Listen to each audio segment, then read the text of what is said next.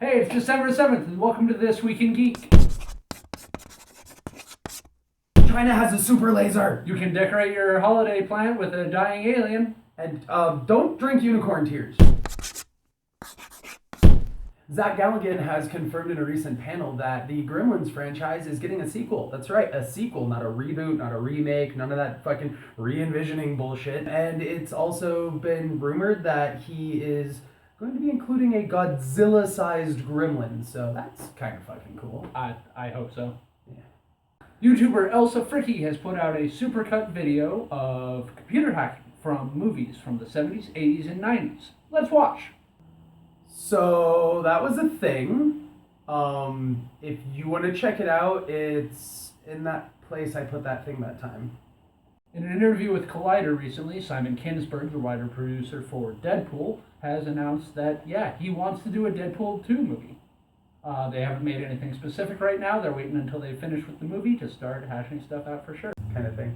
Quentin Tarantino, praise be unto the patron saint of trunk shots, has been hinting in interviews that he's going to be retiring after his 10th film. With the current standing of 8 films under his belt, he's got a couple more he's going to squeeze out for us. He owns the rights to 40 Lashes Less One that he has been considering turning into a television series. Peter Jackson may be directing Doctor Who for us in the next season. Right, I'm totally stoked. If you haven't seen the video, it features Peter Capaldi, Jackson, his daughter, and Jackson is polishing his Oscars like Gollum. But yeah, basically what you need to take away from this, Peter Jackson should direct Doctor Who, and Walking Dead is overrated. Yeah. Samurai Jack from, back in the day, it's coming back to television 2016. This time it's going to be on Adult Swim, which means that we're going to get cursing, nasty language, blood, gore, all that stuff that was missing from the initial one. I'm excited if you can't tell. Psyonix, the folks who brought you Rocket League, are teaming up with Valve to bring a bunch of Portal goodies into the game. Amongst others, the only really important one is the Companion Cube Antenna Topper. Did I mention that all of these are free? Yeah, free. Telltale Games is making a Batman game. For those of you not familiar, Telltale makes narrative-driven games, ones where it's less action and more conversation and interaction with other characters. Set to release in 2016. Be ready. For all of you Fallout 4 fans, Bone Cage has released a new song, and they've got a video to go along with it on YouTube. It's called Dogbeat. I highly suggest you check it out. It's metal as fuck.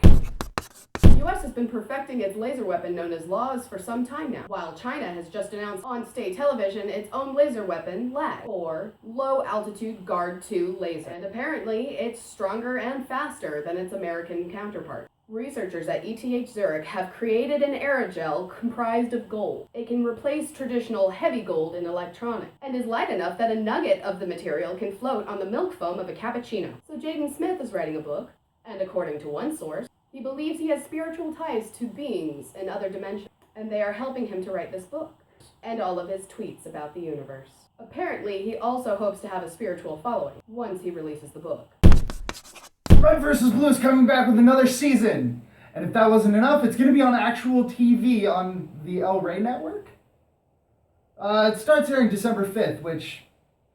that was Saturday. So a couple of the robots from MST3K, Tom Servo and Pro T Robot, put in their own audition tapes for Star Wars The Force Awakens. And the guys over there decided to let the rest of us see it.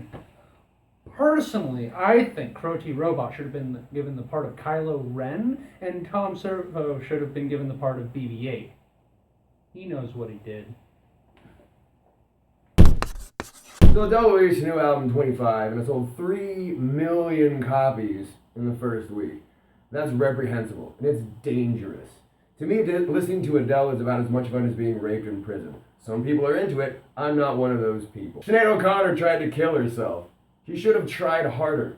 Scott Weiler, he knows how to get shit done. Bill Murray just released a Christmas album and a special on Netflix. If you don't watch it, you're also a bad person. Because I've said a lot of hurtful and mean things about Adele in particular, and also Sinead O'Connor, and also Scott Weiland, I think I need to do something a little bit more positive. I think you should go and check out Wizzard. They're a band from the 70s. It has Roy Wood, who is in The Move and ELO, and it's an amazing song called See My Baby Jive. I'm not going to give you a link Because you're an adult, not a child. I'm gonna hold your hand and show you how to work the goddamn internet. Figure it out on your own. Wizzard, see my baby jive. Put it in your ear. So, High C is bringing back Ecto Cooler. If you are too young to remember that, go fuck off. For the rest of us, it was the vile green slimy bullshit in a little yellow cardboard box that you had to break a straw into in order to drink it, but it was delicious because it had a picture of our favorite cartoon character, Slimer, on it. They're doing this because of the new remake of the Ghostbuster franchise. Rick and Morty did a Carl's Jr. ad. I'm gonna watch it.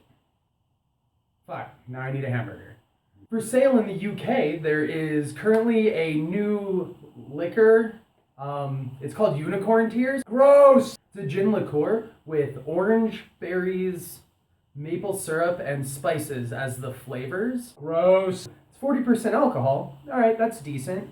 The problem is that it has small flecks of silver that float in it, so it makes it super pretty and sparkly and shiny. Gross. It's a date rape alcohol. Gross! What happens with those little metal flakes is that they cause micro lacerations in your throat and stomach. Gross!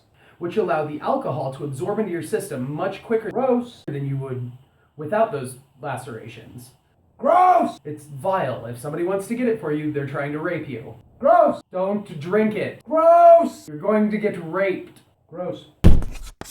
Space.com has released their holiday gift guide for this year with all kinds of really cool stuff for kids, model rockets and all kinds of other things. But the real gems that shine on this one, there's a remote control BB-8 sphere droid that when you're not remote controlling it, you can actually set it to just roll around your house and trip your parents.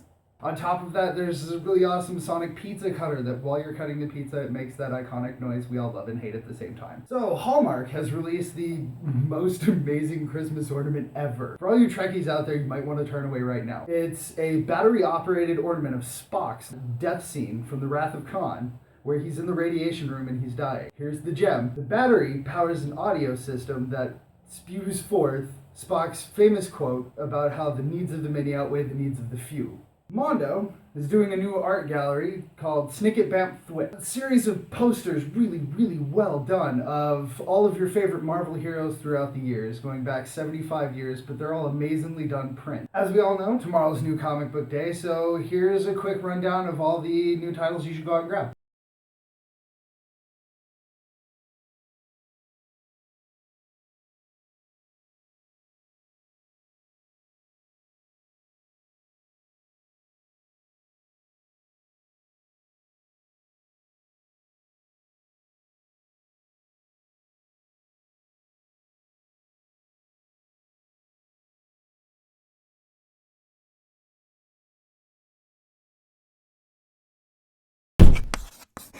Well, that's it for This Week in Geek. Make sure to like, subscribe, especially subscribe, because we're going to do this every week. Anything you want to check out that we've talked about, the links are down in the description. Comment us, tell us anything you want us to talk about. Again,